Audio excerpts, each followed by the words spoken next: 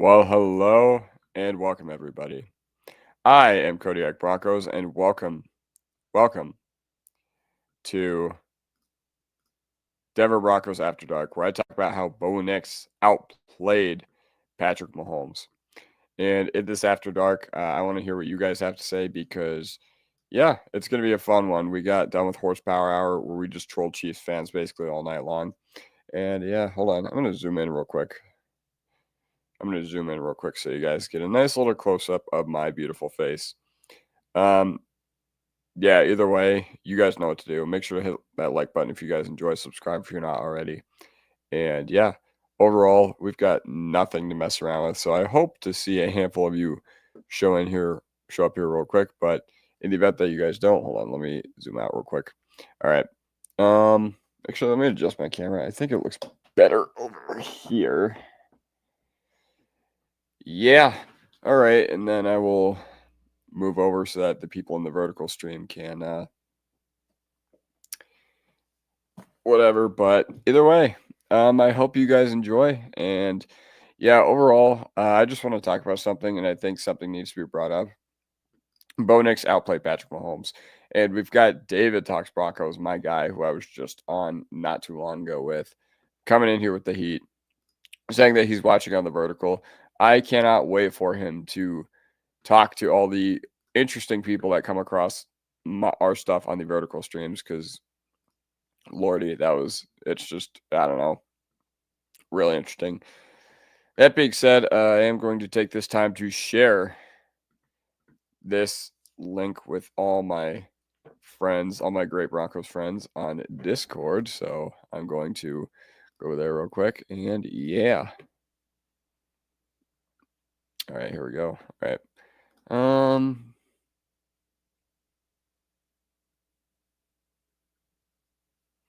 Okay.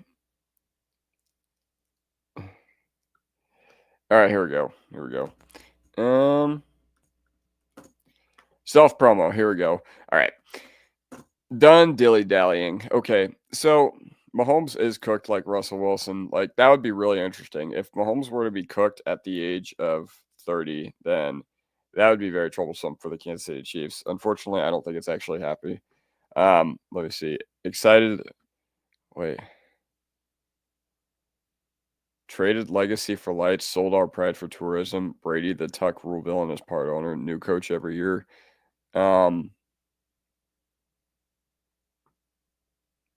This is really confusing. I guess a Raider fan found the stream pretty early. I guess that's what happens when you go vertical. Going vertical brings in a bunch of interesting people. Yes, you know what? You're not wrong. No soul, no aura. Once again, they lost all the aura once they moved to Las Vegas. And once again, I was living in Las Vegas at the time, and the craziest thing was nobody was a Raider fan. I think that's as high as my tripod goes. Oh well. Yeah. Either way, I get what you're saying, but that's just crazy. Wait, hold on. All right. Raiders are cooked. They are. They're absolutely hopeless right now without what's his name? Or no, they have Bowers back. What am I even saying? He played against us. Yeah, the Raiders suck. Like, there's no doubt about it. It says a lot about our team. It said a lot about our team 11 days ago that we could not move the football against them because they are not very good. They are not very good.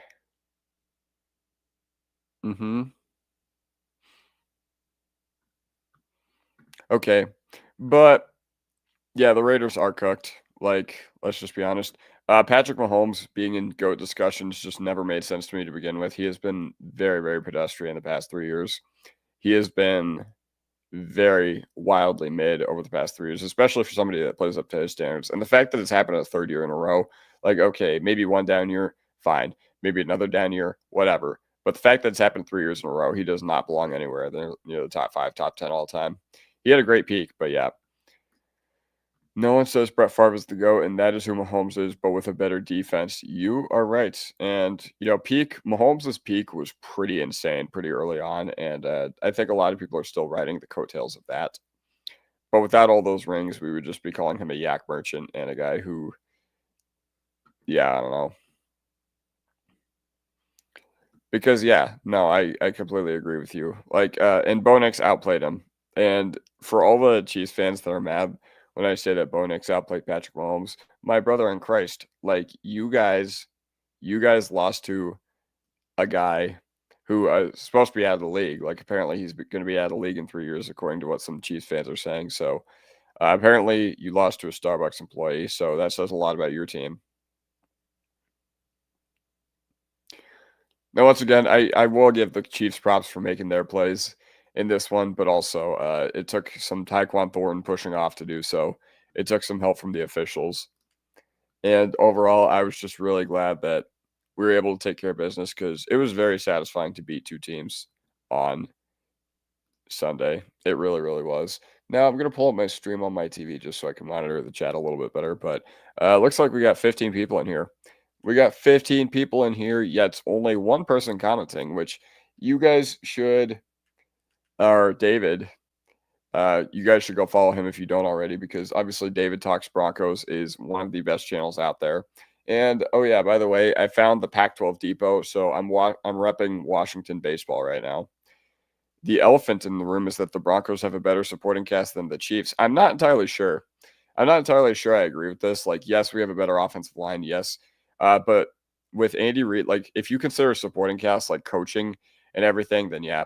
And of course, supporting cast, you can't really talk about that without talking about defense. So I get why people say that. But um, I don't know, man. I don't know, man. I don't think it gets much better than Andy Reid.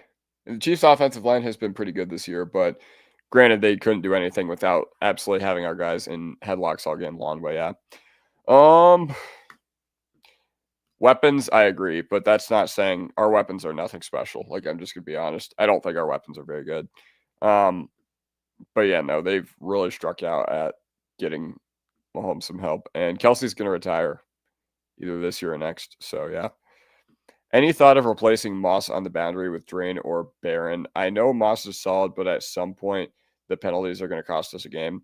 Um, a lot of people have said this, and I do think they need to coach something out of him. I think it's like technique. I don't know if it's technique. I don't know what else needs work, but the reality of the situation is like the problem is that you haven't seen Drain or Abrams Drain or Barron's uh limitations play out during the full season. So that's just how I see it. Um, Now, granted, they were Moss has been very frantic all year long, it seems.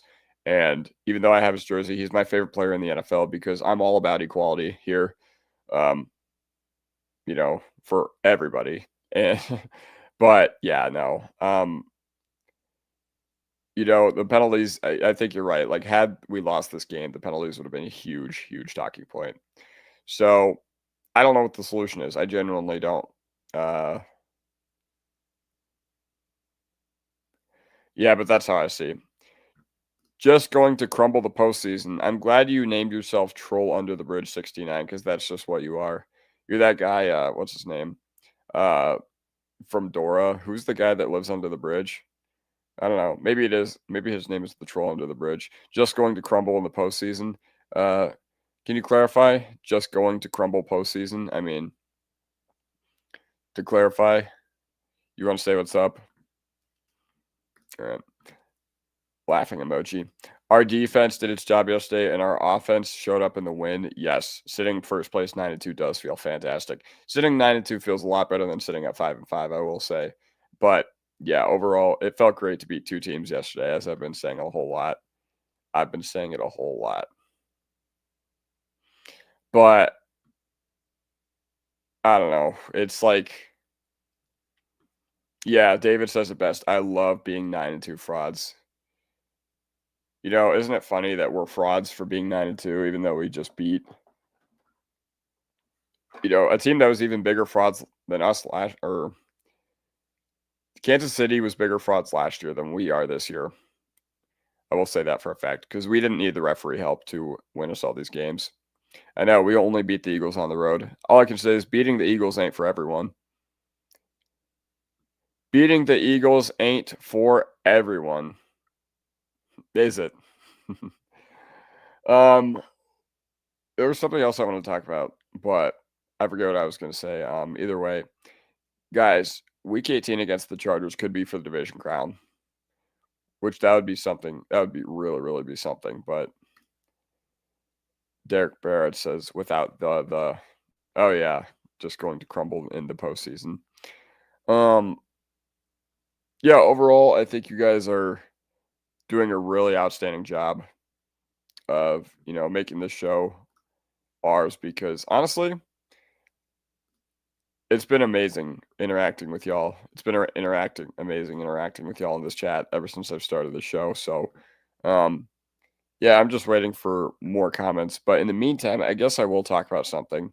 I guess I want to talk about Bo Nix and his progression as this year has gone on because yesterday I saw an entirely different quarterback. Like all the All-22, I see a quarterback who's making plays at will. On the All-22, I see a quarterback who's, making the tough throws, or at least I did yesterday. And honestly, it felt like Bo for the most of the year had not been the same dude that we saw as a rookie. He was not the same guy that we saw hucking bombs that connected pretty much every week last year. And, once again, I was pretty disappointed with how he had played for probably 10, 11 weeks of this season, or I should say 10 weeks, because yesterday was not one of them. Yesterday was our 11th game. And yeah, I'm gonna spam 5 and 8 from deep all by week long. Yeah, you're right. You're right. But Bo Nix has been, man, he's made of everything. He's made of everything right. That's just all I can say about this is that he's made of all the right stuff to get things done. And he's made of all the right stuff to be the Broncos franchise quarterback. And once again, that's 2 years in a row that Bo Nix has outplayed Patrick Mahomes in the middle of the year. And this time, we did not get a historically bad special teams play that cost us the game. So, yeah, that's all I'm feeling about that. But either way, I was going to talk about your favorite throws from Bo. All right. So yesterday, my favorite throw from Bo Nix was obviously the dagger to Troy Franklin. I really like the fact that the Chiefs in 2 divisional losses this year have given up 3rd and 15s to their opposing quarterback. Obviously Herbert in Brazil week 1, and then Nix yesterday to Core after that holding penalty that was completely phantom. What else? Favorite throws from Bo? Like I go back to, if you're going back to last year, the one to Mims was my favorite throw of the year. Straight up, like dude in his face, looked like it got picked from my vantage point in the stadium because I normally don't sit super high up, but when I go to games, but I was sitting super high up, and for a second I thought it got picked, and then I just see Mims running through the end zone, which was sick. What's good? Yo, TW, great to see you back here again. That's my favorite thing about doing these live segments is that I feel like I get to see all the amazing people return night after night, so that is amazing, but yeah. But my favorite throws from Bo, I go back to the Vela one last year against Atlanta. The one where he just roped it into a tight window. That was so good. Yep, you kind of said it best. Without the 3 big penalties that put the Chiefs downfield, Denver would have only won by 2 scores. RD really had them shut down. If your offensive strategy is chuck it downfield and hope for a PI. Yeah, I get what you're saying. But at the end of the day, it doesn't change the fact that those PIs did happen. So the coaching staff does need to evaluate what's going on with Ryan Moss and just figure out how to play him or how he can be less precarious in those positions, in those situations. Because to be completely honest, yeah, I think I already mentioned this, but had something happened yesterday, I think you would have gone back to Riley Moss and you probably would have been like, yeah, those plays lost us the game. Yeah. But either way, I get what you're saying. Yes, finally, a comment that I think I can provide some awesome analysis that I haven't addressed yet. Do you think Palcho is a starting guard for us next year? Is he playing starter level? I don't think Palcho is a starter guard for us next year. The reason why is because he's a good backup, but he's not one of those guys that prevents you from going out and getting someone else. Okay. The reason I say that is not because I don't think he's capable of filling in as a starter, but we see it time and time again with offensive line, like UDFAs. I feel like UDFAs just don't stick on the offensive line like they do other positions. So yeah, I think he's also more valuable as being the 6th man, if that makes sense, because he came in last year, filled in really, really well for McGlinchey. He came in this past year and has filled in really well for Ben Powers. And we're going to get Ben Powers back in December, they said, which is a pretty vague timeline because that's obviously that could be anywhere from December 1st. The day I have my nose surgery, I'm getting nose surgery on December 1st to fix my sinus problem. But so the day after the Commanders game, hopefully I go into the operating room feeling good. But that could be December 1st to December 31st. So I just hope we get Powers back at some point.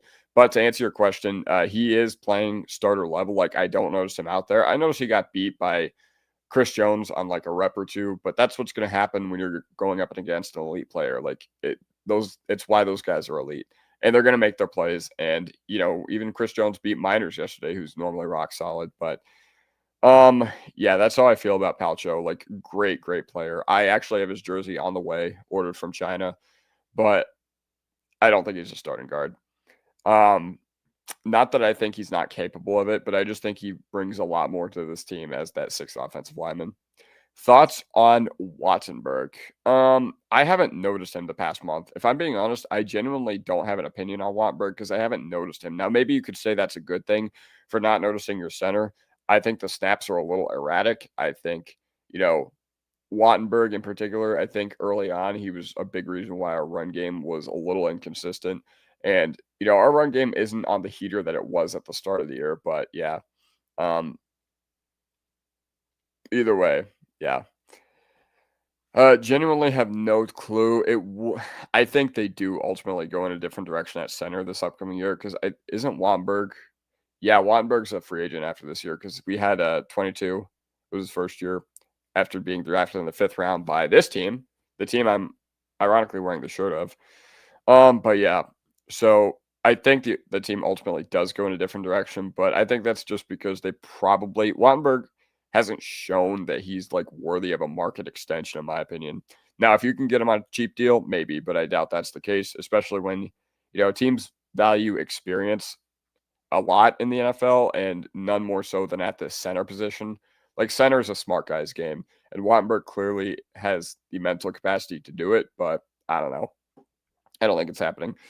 Riley Moss says he's going to take up boxing to stop his penalties or something like that. Yeah, he said that. I'm going to see if I can find the full quote. He said that he just needs to be better about putting himself in those situations, which hats off to him, man.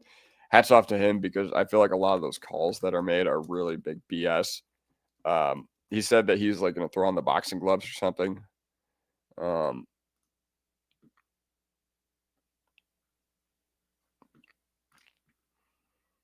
I'm going to see if I can get this. Hold on. Share screen. Share. Oh, well, I was going to do that, but I guess not. Either way, this is what he said.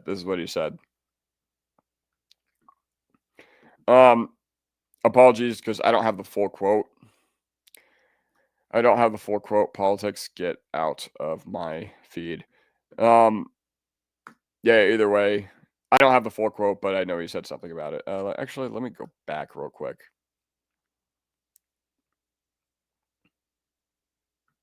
No more grabbing. But yeah, he owned the PI calls. And I love that he took accountability because he could have easily gone to the podium and been like, yeah, that's like I'm being treated unfairly. And I wouldn't have disagreed with him, but something had to change. Yeah, we can definitely upgrade at guard. I wouldn't say it's more of an upgrade. I think it's just the NFL is a game of opportunity cost. And once again, Palczewski is valuable to this team. Don't get me wrong. But he's not a guy that I would look at and be like, all right, pencil him in at left guard. Was awesome to see Nick Wrong eat his words. That's fantastic. I don't follow like national media or anything, but a lot of people were eating good in the timeline. So I'm happy that Nick Wrong did have to eat his words. Haven't noticed bad snaps lately. I've noticed a couple a game here and there, but less than it used to be. Wouldn't Palcho take over for McGlinchey next year if we let him walk and save that money? I mean, yes, but McGlinchey will be on this team next year. Like, there's just no way that Mike McGlinchey is not on this team next year. I think since we were the Cleveland Browns of right tackles before McGlinchey got here, so and you don't have a real like bona fide plan in place that you feel comfortable with, especially because McGlinchey's a captain. or I don't remember if I don't know if he's a captain now, but he's been a captain before. I think he was in 2023. So McGlinchey is a valuable piece to this team. Like the fact that he's played so well this year. Him and Bowles have been probably the best bookends in the league. He's a big reason why our offensive line is as good as it is. I wonder if Forsyth gets the nod then. I mean, if we move on from Wattenberg and the plan was Forsyth, I'd be pretty disappointed. Not because I think Forsyth is bad, but I just don't like the idea of just handing it to him. I really don't. Hold on, I'm going to tilt my computer a little back. There we go. Nice camera, by the way. Thank you. It was $900. It better be nice. No, I'm kidding. But thank you. I appreciate it. It means a lot. I'm always trying to upgrade my content.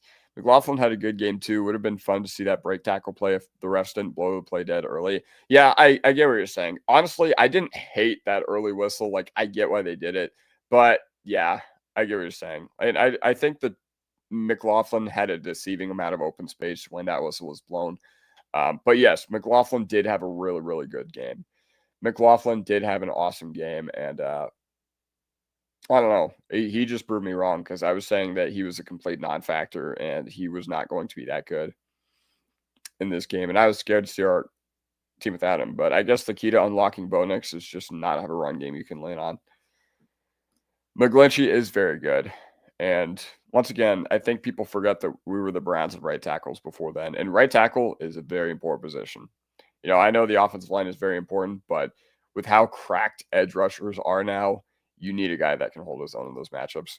Crawshaw and Mims, crucial in flipping the field, 100%. Like this special teams unit, you could see Marvin Mims' impact right away. He had 2 big returns that set up big plays for us or big drives for us. Caleb Tiernan in the second is going to be his replacement in 2027. That's fantastic. But what about 2026? We don't have a plan for 2026, at least not yet. Can we afford to sign a good center? We have $50 million in cap space. Let me check the center. Let me check the center market for what's it called?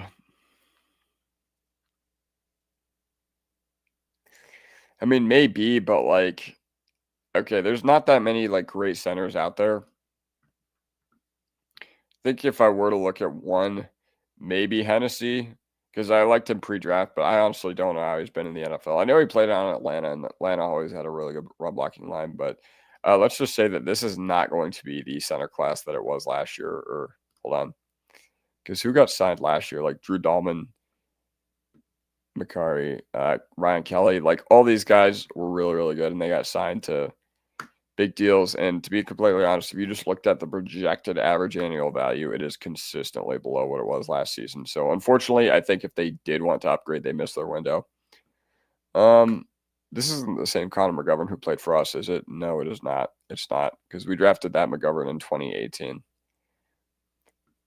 And the Cowboys drafted him in 2019. Mike McGlinchey, yes. Here we go. Since getting beat by Higgins, I feel like Riley plays the player, not the ball. I'd rather he play the ball and make it harder for the receiver to make the play versus always having a hand on his receiver. Yeah, it has its pros and its cons, but I think you're seeing more cons play out, and it's just been really erratic this year for him. Like, Moss is my favorite player on the team, once again, because I very much believe in equality. And yes, Faded Wolf Gaming, thank you. Like and subscribe, y'all. But at the end of the day, like, if people can look at the flags and be like, yeah, he's being officiated unfairly, which I completely agree. But the reality of the situation is that one he had on Hollywood Brown on 3rd and 17 in the third quarter, fourth quarter, he did not need to do that. Okay, he needs to put himself in better positions. And, he's mentally gifted. He's physically gifted. He has the memory of a goldfish. Truly, I believe that. And our secondary is not what it is without the play of Riley Moss. So I just want to get that out there. But, yeah, no, I think there's some validity to this because he tore his MCL or sprained his MCL last year in Las Vegas. And no question, he was not the same player when he came back. But I don't know. I feel like it wasn't a problem last year. So, yeah, that is kind of crazy to think about. What team would you see offering Vance Joseph a head coaching job, if any? I think the Giants want to go offense with their position opening. But I think I talked about this not too long ago. If the Bengals move on from Zach Taylor, which would never happen. Like, let's just be honest, the Bengals would never move on from Zach Taylor. I would want Vance Joseph to go there because the thing they've really struggled with is defense, and you just need an offensive coordinator with a heartbeat and a pulse to coordinate something for Joe Burrow and Jamar Chase. Like, even without Burrow, look at what they've done on the offensive side of the ball this year. Linderbaum is probably the only good option. Yeah, but he's probably going to cost like 20, 21 a year. And also, guys that good just usually do not leave their teams. Like, had the Ravens still continued to be in free fall mode, maybe I would see him moving on, but that ain't happening. I wonder if Christian Berry gets cut from Tennessee, but I feel like Sean Payton would want a more athletic center. Yeah, I think you're right. Like, I think it's no secret that, or I don't think it's any, how do I put this, like, rhyme or reason, or other than Zach Strief's magic, that Christian Berry went from like being the worst center in the league for 3 years, then suddenly was amazing for 1 year with us. But yeah, unfortunately, when Christian Berry was a free agent, we just weren't in a position to do that. But Sean Payton's Christian Berry's a very, very smart center. I remember all the pre-draft scouting reports. He wore number 18 at LSU because on that loaded 2019 LSU team, because he was just that good of a player. Bet he tests the FA market. Are you talking about Wattenberg? Because I think I agree with you. Shocked Bidet didn't get more carries, especially after he was named starter after Tampa game, but hurt back against the Jets. I'm not surprised. The reason I'm not surprised is because Bidet has not been very good this year. Like, he has his spot on this team. He has a spot in the NFL. But, yeah, I get why they're going away from him, especially because he plays special teams, which is a pretty valuable role. And ultimately, the pass blocking duties looks like they got picked up by Adam Prentice. So Bidet did not get more carries after he was named the starter last year. But, Bidet has not been very good this year, if I'm being completely honest. Like, he's made a couple nice third and long conversions. But, yeah, he has not been that good. Only team to win in the AFC West this week. You are correct. You are correct. How do you feel about Pat Bryant moving forward? I feel good. Like, he is a very, very high floor rookie. Like, anytime you need to rely on him, he always does it. And he always makes the key block. He always does awesome things. So I feel pretty good about him. Like, if he's your starter, how do I put this? What is my mouse doing also? All right. If Pat Bryant needs to be relied upon to be the guy if Courtland Sutton has to miss time, maybe I don't trust him that much, but Pat Bryant has done nothing except ball out and make plays all year, which is great because I was somebody that hated the pick at the time. But yeah, he did look super fast on the deep reception. Like, the people talked about the 4.6 time, but the 4.6 time is not real. Ultimately, you have a physical guy who's really good on screens, really good at blocking, and has good hands. And Sean Payton's going to love that. Sean Payton's going to love that. He is a third down machine. Like, anytime the play comes to him, I feel good about it. I really do. And we just got to hope that he can earn more targets in like the whatever games. What of the final games on your Broncos schedule were you most? Honestly, I think the one that I'm just like, I don't know, is Christmas night at Arrowhead, just because Arrowhead has been a house of horrors for us going back for many, many years. But we should win. We should be favored in every single game going forward besides that one.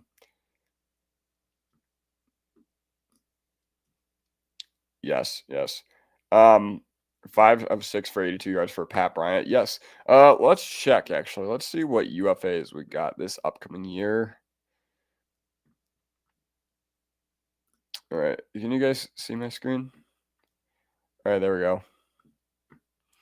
I'm nervous about the Jags too, but the reality of the situation is, like, it's still not really that good of a defense. Like, yeah, Cohen has them playing hard, but let's be honest, Trevor Lawrence just owns Justin Herbert. It just is what it is. I'm not nervous, I would say, because I think we just match up with them really well. Like, Trevor Lawrence, they have a bad offensive line, and our pass rush is going to really, really get to Lawrence. So I'm not worried about that. But I get what you're saying. Oh, okay. So here's what we got. We got a lot more free agent moves to make this time around than we did the past few years. If you're telling me what to do, I think you let Singleton walk. Definitely want to bring back Lutz. Like, until the wheels fall off, we got to ride with Lutz. And then, Malcolm Roach, definitely want to bring back. JFM, it's like one of those things where if the price is right, you do it. I would love for JFM to be back. I would love for him to keep playing for this football team because he's really important to our team.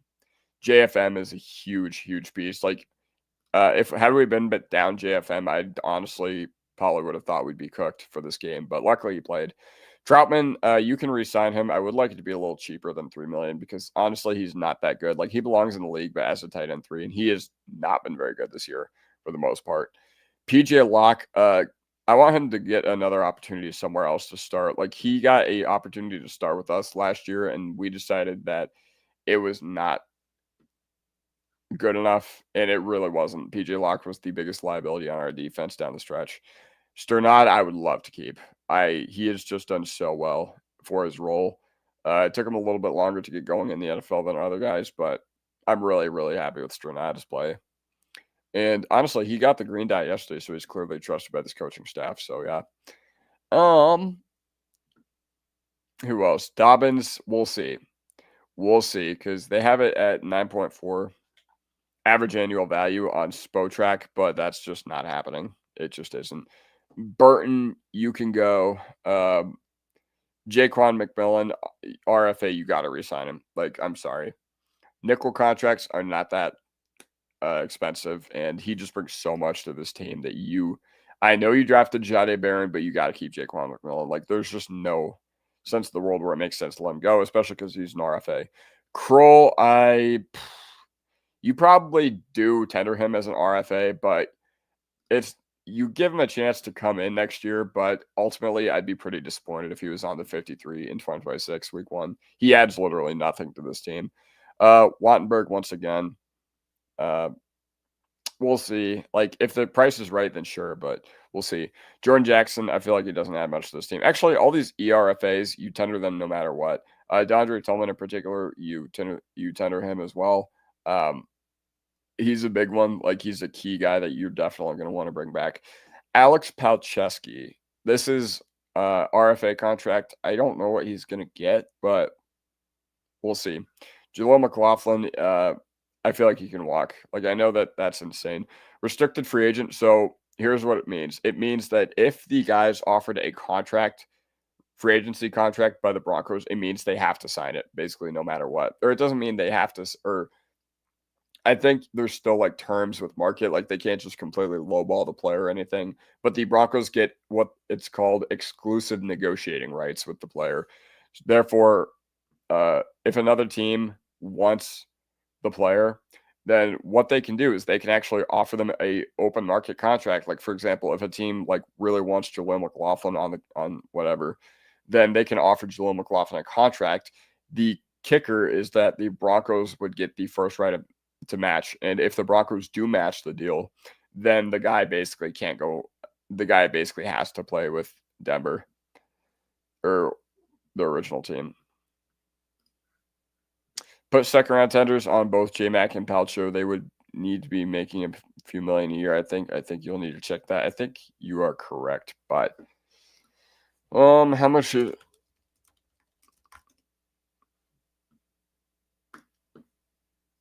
okay. Okay, that makes sense. And honestly, I don't know if I've never seen I've never seen a team go after someone for a second round tender. Now, if we were to get a second round pick for Palczewski, then that'd be fantastic. But I don't know. I still think he's just so valuable. But yeah, they would be making 5.346 million. And the Broncos have, let's see how much cap space we got. Let's see how much cap space we got going into 2026. All right, 62 million. Wow. Wow. Any free agents we can go after? That might be fun. Let's go all teams. Okay, not going to be in on Hendrickson. Wow, this free agency class is not as good as last year's. All right. It's like, what do we even need? Maybe tight end. Goddard is someone I'd be very interested in. Murray Davis still churning along at 37 years old. That's crazy. Kyle Pitts is a free agent. Sean Payton would absolutely hate him, but I feel like it's one of those things where, you look at the prospect profile and you're just like, I could fix him. Evan Neal, I'm not really interested in him, but I wouldn't hate for the organization to kick the tires on him. Quincy Williams, that might be fun. Man, this is ugly. Like, I'm not even gonna lie, this is ugly. Yeah,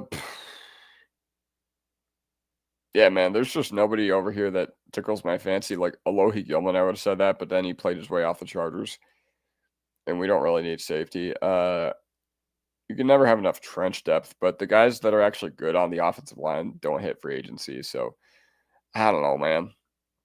It's just weird. Zion Johnson, maybe. Trevor Penning, maybe. But Jalen Phillips is also a free agent. I know that we very heavily targeted him in the 2018 draft. How about a running back? Let's see. I don't think. Yeah, the running back class is supposed to be strong, isn't it? Actually.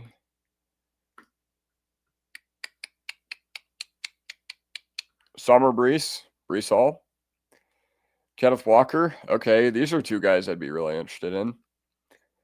Javante, I think, has earned himself a nice little payday. ETN, maybe. He just keeps turning along. Jerome Ford, if you want some juice, but literally he offers nothing else. I thought this said Bijan for a second. I was like, ooh, that might be fun. Yeah, let's look at whiteout. Let's see what we got here. Yeah, just nobody who tickles my fancy. All these guys are pretty much almost out of the league, like Hunter Renfrow, Zay Jones, Elijah Moore, Josh Reynolds. Rashid Shaheed, Jawan Jennings. Okay. I think this upcoming offseason, you only need to add one receiver. You only need to add one, but he needs to be a dynamic playmaker. If we can keep the number one seed, I don't fear. No. I completely agree. Like, if we're the number one seed in the playoffs, I feel really good about our chances to win the AFC. Because we've won, I don't know how many games at home. Yeah. Wide receiver, offensive line, tight end, and running back. Yes, those are big needs. Mark Andrews. We'll see.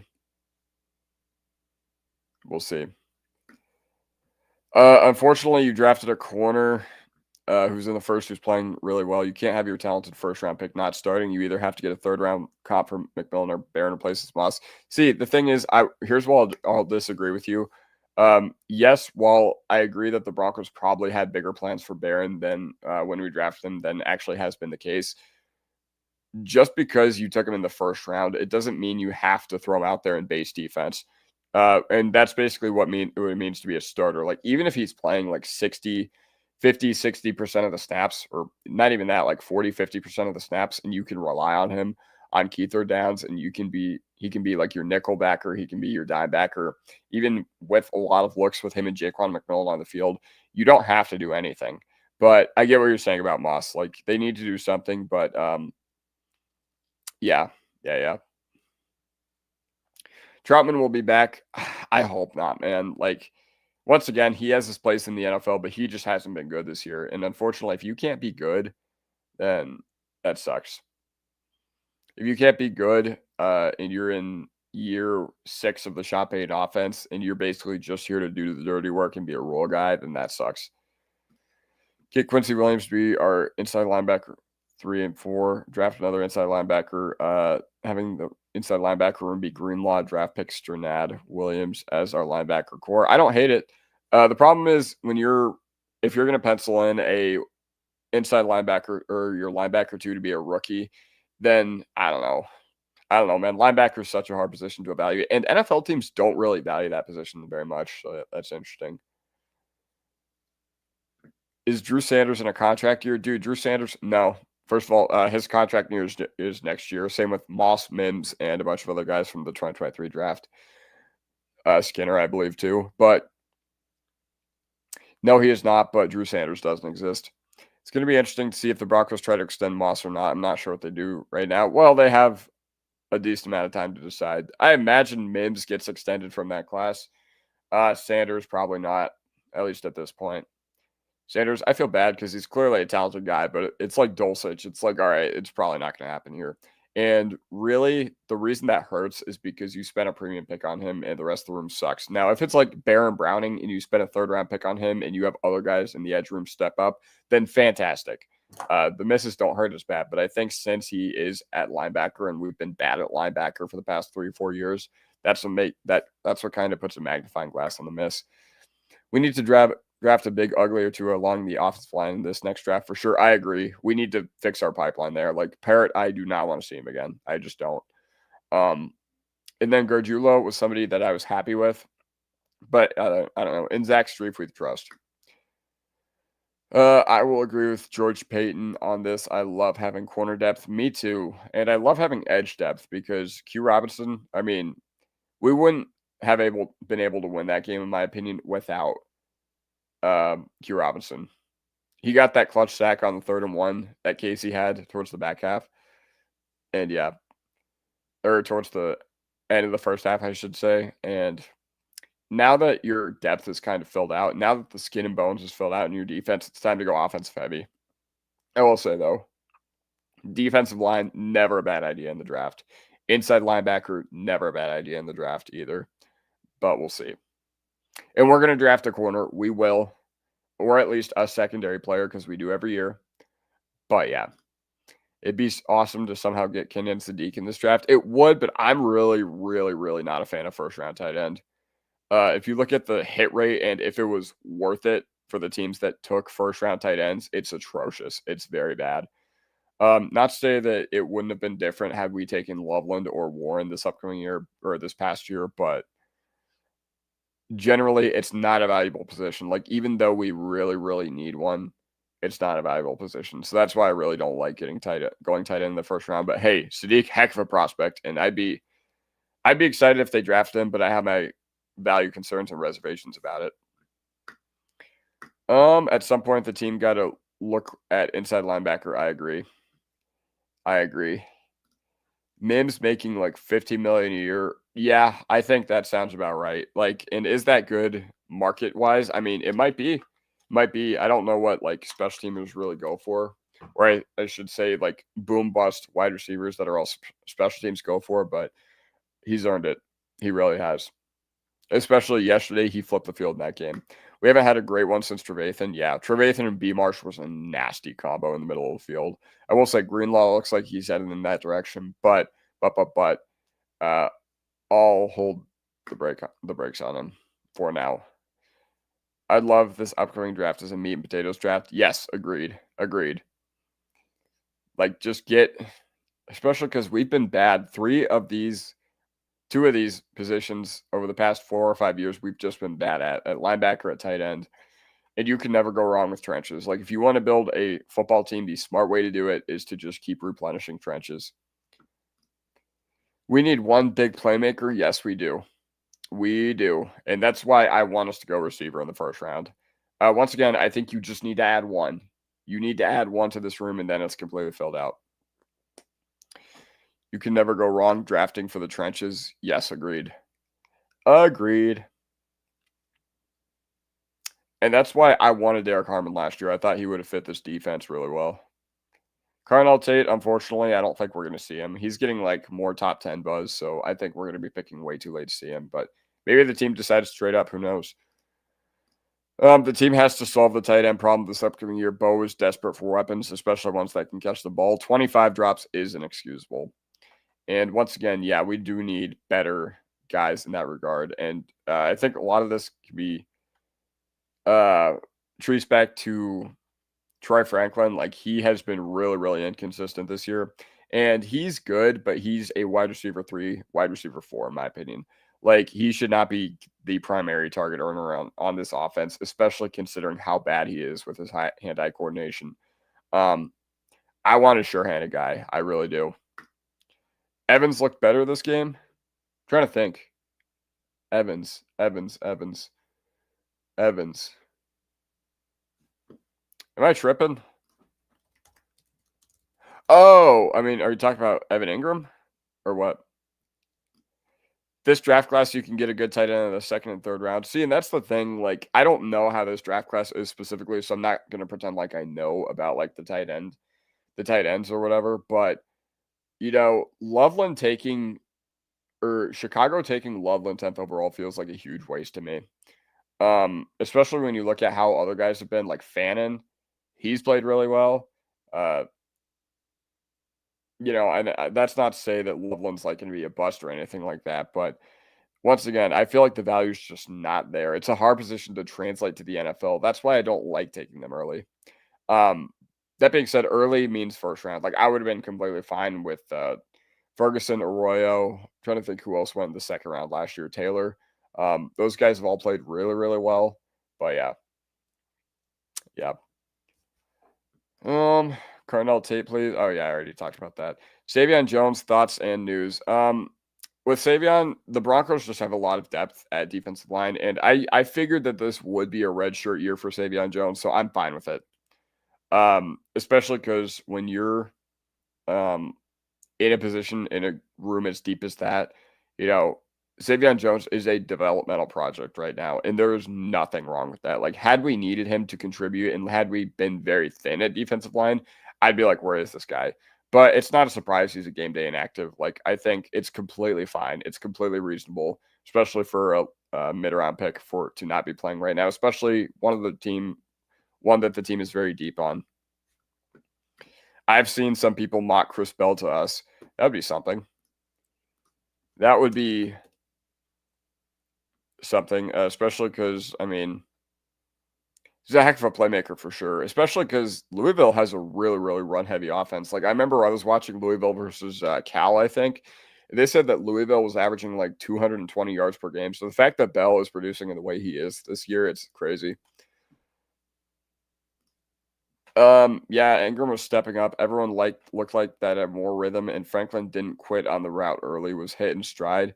Um, yeah, I think you're right.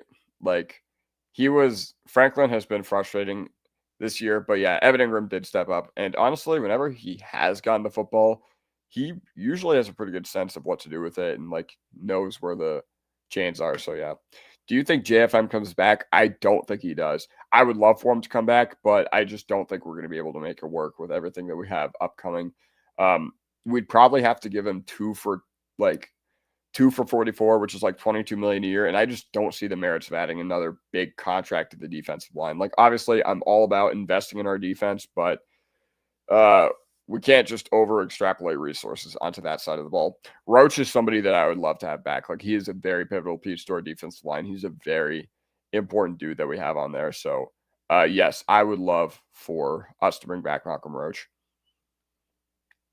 Strong attack. He's a big reason why our run defense is as good as it is. And you saw against the Colts this year, you saw what we looked like without Malcolm Roach. Not good. Not good. Wish we got Gunnar Helm in the fourth. I'm fine with the Hugh Robinson pick right now. Like, obviously, wait, has Gunnar Helm done anything this year?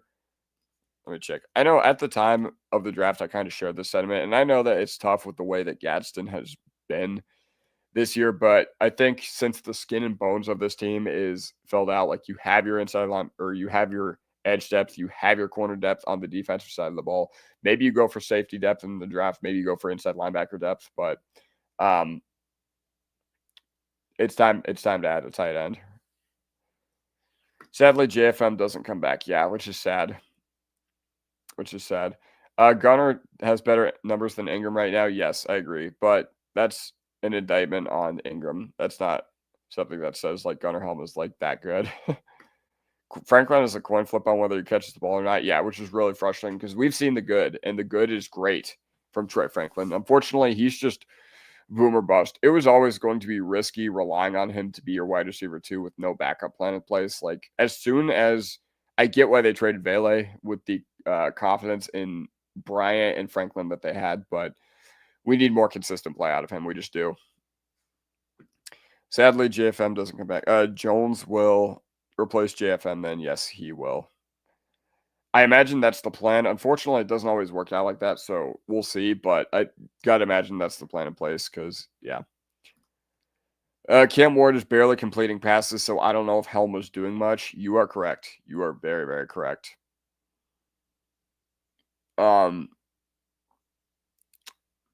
I think he has like 250 yards last time I checked. Sanders got to play his first game. Yeah, I don't know where the hell he is. I really don't. Like, I've heard literally nothing about him other than like he's been on the side field or whatever. Good for him, yeah. Yeah, this whole rookie tight end class is great. It is. That being said, I still feel like Loveland at number 10 was a bad pick, especially with how Taylor and Fannin and Aronde Gadsden have been. That's just why I don't like tight end early. Like, I know Sadiq is a freak prospect, and you can't necessarily put the early struggles on Loveland on him, like being picked 10th overall, because they ultimately do have Cole Kmet there. And, but you got to imagine he's going to come alive at some point. I know he came alive big against the Bengals 2 weeks ago, but I'm not really big on tight end early. Although, I agree. I wish we grabbed one, but they didn't really check that box so well. Dobbins said never finished the season. I'm surprised Denver had no backup plan, knowing he was going to miss time at some point. We'll definitely be bringing in a Murray or Gus Edwards. There's a couple things I just don't really agree with here. So first of all, Dobbins had never finished the season. Okay, yes, I'll give that to you. I'll give it to you that he's never played a full slate of 16 or 17 games. Guess what? It's very that's not an uncommon thing in the NFL with how violent it is and how often the running back position especially gets injured. But it's not an indictment on the front office that they didn't have a backup plan in place for Dobbins. Like, it's a big indictment that they didn't draft one later in the draft, and they didn't grab a couple in UDFA, because I agree that they weren't aggressive enough in running back this past offseason. But yeah, I think the backup plan for Dobbins was RJ. I think you're right. I genuinely think you're right. And actually, the problem, I thought that RJ was just to be like the receiving kind of guy, but yeah. Bears should have taken Warren. Yeah. I was big on Warren in the draft. I was big on Warren over Loveland in particular. I didn't think Loveland was that good of a prospect for how high people talked about him. Like, definitely a first round dude, but I didn't think he was that good. I think it was like a late first, early second kind of prospect. But yeah, Warren I thought was really, really good. We believed in our guys. McLaughlin played a good game, and we picked up Harvey. Yeah, we did. And once again, I'll be happy to admit that I was very wrong about Jaleel McLaughlin, because a lot of people had been gassing him up this past week, and I was like, no way. But, he had his opportunity, and he made the most of it. I would trade our 7-foot tight end for a running back right now. Dude, me too. Loner looks like a waste to pick at this point. Now, granted, maybe you throw Crum and Loner out there on every field goal block, but we'll see. Same, Dennis. Same. I'd take Harvey over Ashton Genty or Omarion Hampton. I don't know about that. I would take him at 60th overall over Genty at 6 and Hampton at 22, but we have not seen enough from Harvey for me to say this in a vacuum. No. No. I don't think they're screwed trading for Sauce, because, I mean, when you have the most efficient offense in NFL history, like one of the most efficient offenses in NFL history, I don't care who the quarterback is, you keep him. And, we'll see what the contract he gets is, but it's a vote of confidence in Daniel Jones that they traded to first for Sauce Gardner. And quite honestly, they were in a position where they could do it, because they've done a really good job at filling out the rest of the team. And it just looked like Anthony Richardson was just really holding them back. We will definitely be taking a running back in this upcoming draft. I agree. George Payton is usually pretty candid about those things too. Like at the owners' meetings, remember he said, we'll get it back in this draft. He said, we'll get a running back in this draft. But yeah, no. We will definitely be taking a running back in this upcoming draft. Faux show.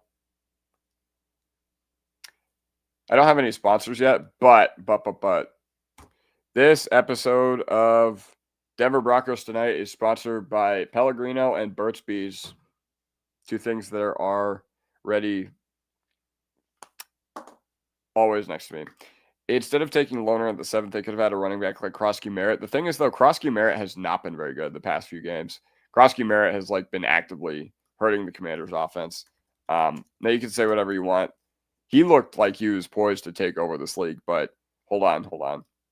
Yeah, this looks like, okay, you had a really good game against the Chargers. You had a good game against the Bears. You found the end zone against the Cowboys. But outside of that, this looks like a running back who was taken in the 7th round. I probably should have shared. This is not a needle mover right now. And maybe he could be. And it hurts me because I love my Arizona Wildcats. But yeah. Ashton Genty with our offensive line would be Rookie of the Year. Yes. I agree. Like, almost no doubt about it. Think about, you add a guy that talented to our room or to our offense, like, that would be amazing. And I believe all the smoke about the Broncos wanting to trade up for him. I believe all of it. Because he would have been insane in this offense. But I get why they didn't do it, because ultimately I think things would have been a little more expensive. The dude from the Bears, Monungai, yeah. He was favorite pre-draft of two of my very good friends, Andy and Mark. They always talk about the fact that we drafted a punter over Kyle Monungai, but that punter's won us a lot of games. But yeah, Monungai would be sick right now. I think he definitely would have been cool to round out this running back room. Bear down, listening from Tucson. Let's go. See, funny thing is, the reason I'm an Arizona fan for college football is because my grandparents had a house in Oro Valley, which is like 30 minutes outside of Tucson. And there was nothing to do when I was little, when I went down there, except go to the pool, go to the gas station and get candy, or go to Walmart and get Arizona merch. So, yeah. Then I toured the campus when I was 10th grade, 11th grade, and deciding where I wanted to go. And I just didn't really like Tucson that much. And I thought the campus was like it was confusing because it was like modern and old at the same time. And I like modern campuses.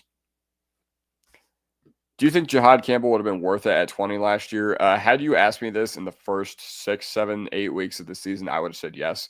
But I don't think the team would have invested that heavily into the linebacker position. I think they just felt like one is fine. I think they hedged a lot of it on Drew Sanders becoming a guy, but yeah. But yes, like, he would have been worth it at 20, but I'm happy. I'm also happy with Barron right now. So we'll see. Join me on the Bears bandwagon. Dude, the Bears are sick. Like, it'd be really cool if we were able to play them in the Super Bowl. That'd be awesome. I really respect what Chicago's done, and I love how they've rebuilt that team. Ben Johnson was a home run hire as a head coach. Bidet and Jalil are gone next year. I would lean to say you're right, but we never know with this coaching staff. Like I said, the same thing about Lil Jordan Humphrey, but yeah. Yes, on Jihad Campbell. Yeah, agreed.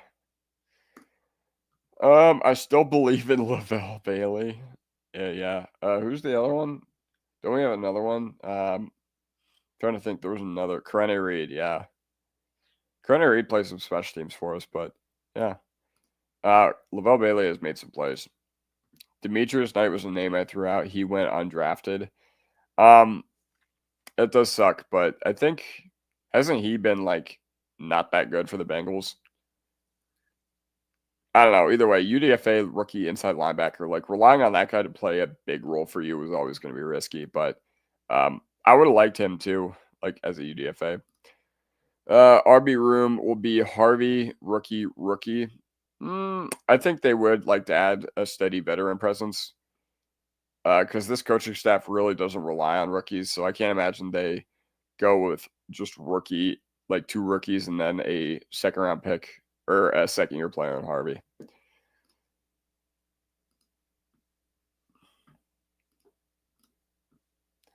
I thought so, but maybe I'm tweaking. Jordan Turner. Oh yeah, that's who it is. Hufanga has got bricks for hands. He's been so closing to getting a pick in the last few games. Great at batting the ball. What game do you think he gets his pick? I think he gets it against the Raiders. Like, he had a couple opportunities against the Raiders, and we'll see. Yeah, the reason he has brick hands is because if he could catch, he'd be playing offense. That's just the reality of the situation. But if he just spends an hour with the jugs machine, then yeah. Hufanga will get his first pick if he just spends an hour with the jugs machine. Spend an hour with Troy Franklin, or maybe not Troy Franklin, but Marvin Mims. Wasn't Knight a second-round pick? Oh, yeah. I already talked about that. Hufanga has been such a good signing. Definitely one of my favorite players on the team. Same. Like, he's already in my top 5. I'm going to make a video soon talking about my top 5 favorite players on the team, and Hufanga's definitely on there. I also have his jersey on the way from China. So I have a Palczewski and a Hufanga jersey on the way, both from overseas. God bless DHK, am I right? Yo, ever since the Strnad Giants pick, notice how many more we've been getting? Yeah. And I figured that would turn around because, honestly, I felt like we'd get some positive regression in the turnover department because this is a team that wants to take away the football and has done a pretty good job of that, at least had done in 2023 and 2024. 2023, the heater we went on, the 5-game winning streak we went on, in large part was due to the fact that, we had those picks. We were getting all those fumbles. We were getting all those turnovers. And, I think because of the fact that all those were happening, it was crazy. Straight up, finally getting them turnovers, dude. The craziest thing is we got 2 of them on the same drive, which was equally insane. About 23 of you in here on this Monday evening, November 17th, 2025 at 11:36 p.m. It's been awesome interacting with you guys. I'm going to keep going for as long as you guys want me to keep going. So this has been awesome. But yes, I have noticed this. Like, once again, I expected some positive regression in the turnover department just due to the fact that I felt like we'd been pretty unlucky in this department. Like, we had just been getting too many sacks where the quarterback just didn't have their chances to get the ball out against us. And also, we don't have, ball hawks on this defense, if that makes sense. We don't have, boomer bust guys that are going to look for the football or take risks or whatever. Like those Trayvon Diggs types, like those Marcus Peters types. We don't really have that on this defense either, so I think that's part of it, but we'll see. What are your thoughts about the officiating? I think it's an embarrassing look for the NFL that the officiating is this bad consistently. I thought yesterday, the Chiefs got a very favorable whistle. Not to say I think the game was unfairly called, but they definitely got a favorable whistle. The Riley Moss illegal contact was horseshit. It just straight up was. I'm trying to think. There was another thing. A few of the no calls, I get why they let go. The hand fighting with Sutton, I was fine, because they were consistent. I will give them the fact that they were consistent. They didn't call Tyquan for pushing off or whatever. I think this is because I never saw Troy Franklin get set. That's for a second. That's why I think they never called it. But yeah, I agree that we were lucky that they didn't do that, but still. But either way, the Tyquan Thornton OPI, I kind of, rewatching it, I think it wasn't as bad as a no call as I thought during the game. Especially because Troy Franklin did kind of the same thing on our game-winning catch, so at least they were consistent in that regard. Had they called that on Franklin, I would have lost my shit, but they didn't. So yeah. Once again, you could have called the Chiefs offensive line for holding on every play. I remember there was a play towards the end of the game where JFM was in a headlock on the Chiefs' second down on their final drive of the game, and they didn't call it. And I was like, dude. I would like to see Jane Daniels when they face the Commanders battle of the 2024 class. Yeah, I agree. I think that if you want to beat teams, you should want to be battle tested and beat them at their best. And the Commanders with Jane Daniels are a different team. When do you start your prospect scouting? January. Usually in January usually it's after the Broncos have been eliminated from the playoffs, but I really start looking at it mid-December, just penciling in guys. And yeah, I don't go as deep as some of these other guys. I mainly just go for the first round. I'm going to be honest, I didn't even know who Q Robinson was when we drafted him. That being said, I'm not going to go listen, you can go a mile deep with your prospect evals, but the reality of the situation is I found that last year during the draft cycle when I was making videos about the draft, that nobody wants to watch videos about potential third, fourth round dudes, especially on the defensive side of the ball. So yeah, Riley was like that in college, boomer bust type. Yeah. And I remember watching him against Kentucky in 2022 or 2023. And I just remember Wan'Dale Robinson just looked amazing. I was like, wow, where did this guy come from? But yeah, he was a boomer bust type and it translated to more picks, but I don't think it's necessarily a better way to play DB. Jahdae Barron should have had a pick six, yeah. And once again, illegal contact. That was insane. How do you fix the officiating? Aren't these refs like part-time teachers and stuff? The problem is, like, listen, unions are great for a lot of things, but the problem is when you get job security, it's bad. And the NFL Ref Union is the NFL Referee Association is one of the, in my opinion, worst things out there because I don't even think they get full-time benefits. So how do you think they fix the officiating? Well, the problem is they don't want to fix the officiating, okay? And the NFL is labeled as a entertainment league, not a sports league, so they don't have any obligation to actually want to fix the officiating. And it sucks because the officiating should not be this bad. I think the XFL officiating is significantly better. Or what's the other football league? The UFL? Okay. Okay. Yeah, the UFL. All right, now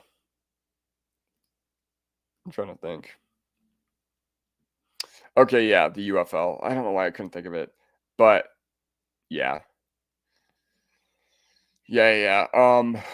Once again, you got to make them full-time employees, though. Like, I don't agree with them being a unionized position. I don't agree with a unionized position being um, in the hands of officiating, especially in the NFL, where if you fuck up, they can't really get away from you. That could be really, really unfortunate. And like, I know they did demote 3 refs from this past year, but still, it just hasn't been good enough. And I don't think it ever will be.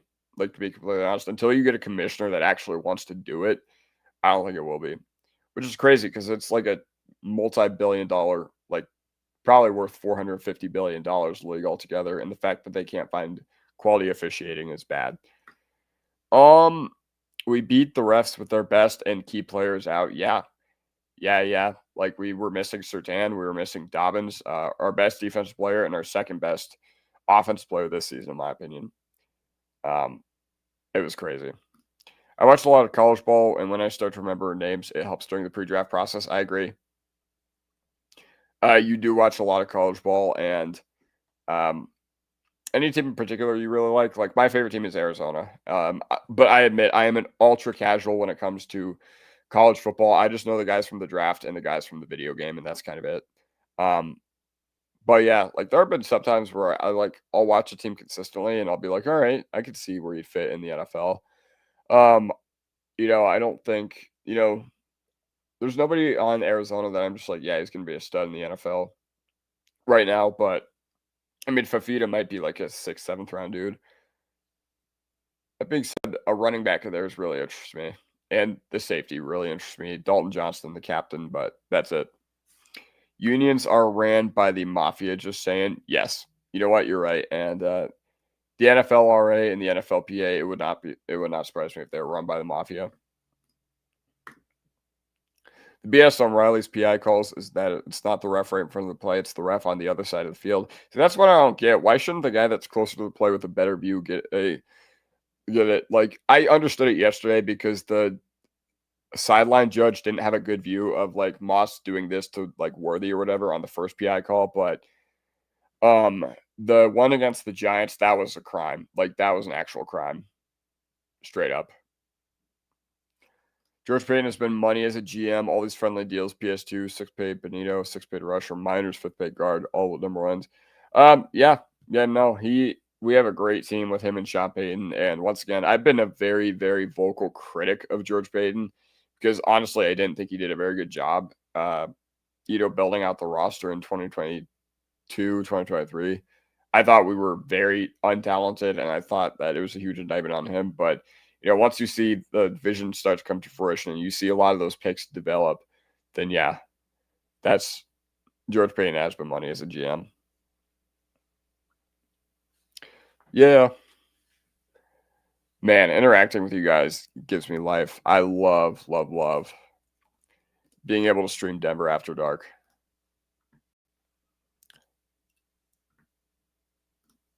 It's amazing.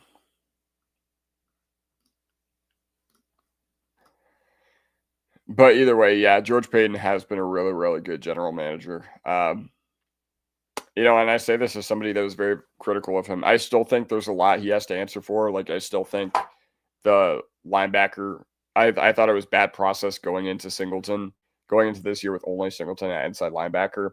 I think, you're not feeling the effects of the rush trade on the defensive side of the ball, but you are on the offensive side of the ball. And definitely with the skill position guys, but yeah.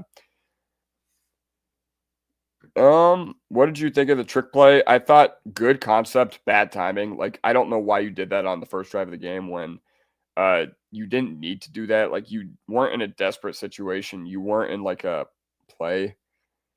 You weren't in like a, how do you put this? What am I trying to say? You aren't in a position where you needed to take that risk. It was just like, all right, just keep the ball moving. Just keep it moving because we had momentum that first drive. But shout out to Bo Nix for being aware and being able to knock away the football. Elway's first draft pick was Von Miller. George Payton's was Pat Surtain. That's pretty incredible.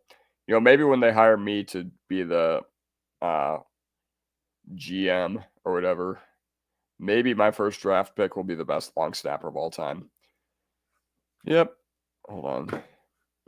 Who was a player we let go that you had high hopes for? For me, I loved Caden Priest scoring out of Ole Miss. Dulcich definitely hurt. I got why they did it, but Dulcich, in my opinion, I thought the 2024, before the year began, I was really, really banking on Dulcich being an important piece of this offense. But if you're talking about other guys, like I thought Browning had the potential to be a stud. I get why he never stuck here, but when you hit on Benito and Cooper, it kind of mitigates the loss of a third-round pick, which is why I feel like Dulcich is put under a microscope, and I feel like Browning is not for that reason. Also, Stearns, I had really, really high hopes for. I thought Stearns could have been really good, but he was just injured all the time, and you can't make the club in the tub. And I think we're seeing that with Drew Sanders right now. I never got the Drew Sanders pick to begin with, but I never thought it'd fizzle out this hard. I feel like you should be able to challenge flags when there's less than 5 minutes left in the game. Agreed. My problem is, why are they not using this technology to, like they're using the technology to replace the chains, which I don't agree with. Like, you should use the technology to accurately spot the football because they gave us a bad spot on the Sutton play, like straight up. They gave us a bad spot on the Sutton third down or whatever. And we're pretty lucky that it was like they still marked it probably about a foot or two behind where he actually was. We're pretty lucky that didn't come back to bite us. We need Dulcich back right now. I'm not sure about that. I wouldn't go that far. But yeah. And then the Knicks run at the end of the first half, we could have gotten a field goal. Yeah, that's what I'm saying. Like, my issue, like the thing with the virtual measurement, I think it didn't exactly solve what it should have been.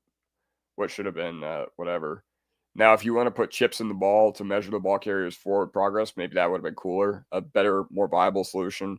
Even though I don't think that's really possible, but still.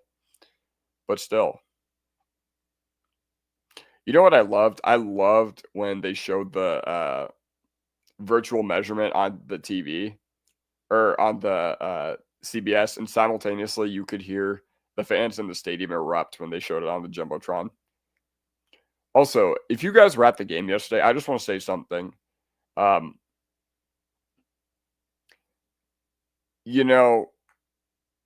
The craziest thing about yesterday's game was it is the first time in a long time that I've seen the camera just shake all game long. Whenever they did like the field camera and the Chiefs were on offense, you saw it looked a lot like this. Did the camera not look a lot like that to you guys? Sorry for giving you guys a headache there, but am I tripping? Like, did that not feel like it was the case to you guys? And Sean Payton challenged the fans to be loud, and we were really, really loud. What I didn't like is that the Sutton plays that they took like 4 minutes to give us the first down while Spags was over there getting the defense right. Was it getting the defense? Like, I get what you're saying. He gave, like, it was too long. It was too long for something that I thought was pretty obvious, but Um, I guess he was telling them how to, I don't know. I don't know. I can promise you, you're going to see it again at some point, whether you like it or not. Now, agreed. I don't think it was intrinsically a bad play call, but I agree, bad situation to pull it out. AI should evaluate penalties, dude. AI can't even AI has a lot of problems. I'm not here to demonize it, but because I think that overall it is going to wipe out a lot of other things in this world. And I think it could be primarily used for a lot of benefits in the world. But if you look up anything about sports on AI, it doesn't know anything. Like if I look up 2016 Trevor Simeon stats on ChatGPT, it's going to come up with something completely wrong. So AI is very advanced in a lot of things right now. It is not for sports. Hoping they're going to get Mims going in the passing game. I'd sure love having him out there on those deep passes, do the same. And I feel like that's the reason we were able to hit so many deep balls last year was because they were able to Marvin Mims was able to stretch the field and come through his own as a wideout. But yeah, unfortunately, he's just not refined as a short intermediate route runner. I don't think he ever will be, but he's very valuable to this team, like a gadget guy who can run deep and really, really good returner. The crowd sounded like a college game, one of the best home field advantages. Yeah, you know what's crazy? I was at Ohio State. I think I already said this last night.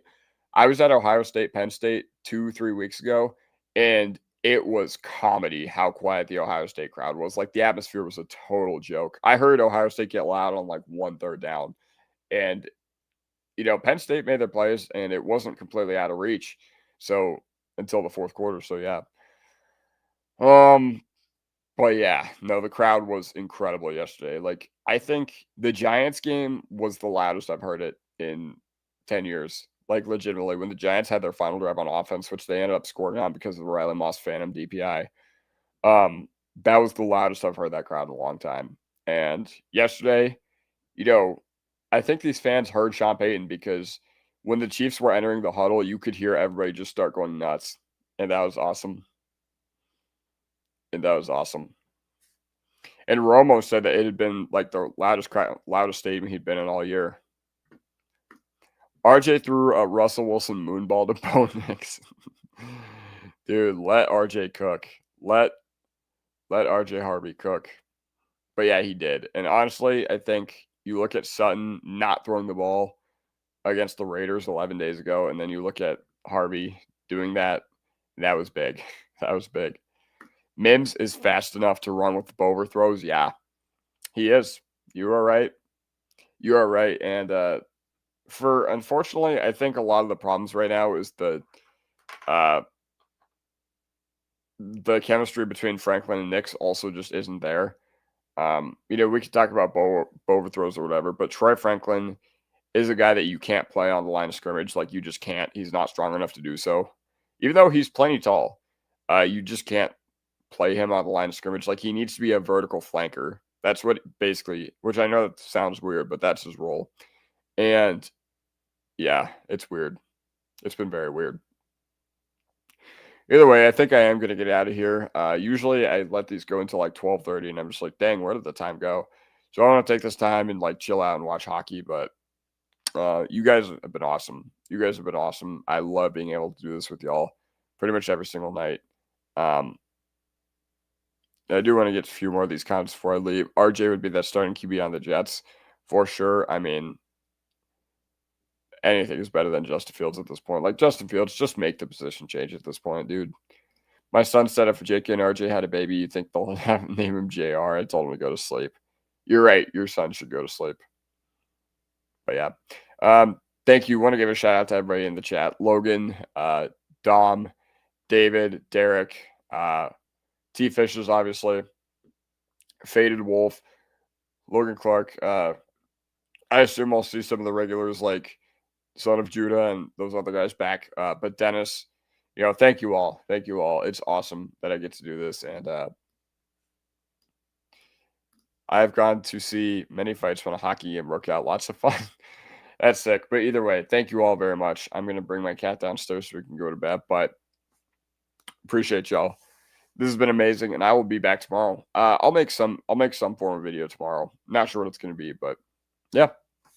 All right, I will see you guys next time. Cheers, fellas.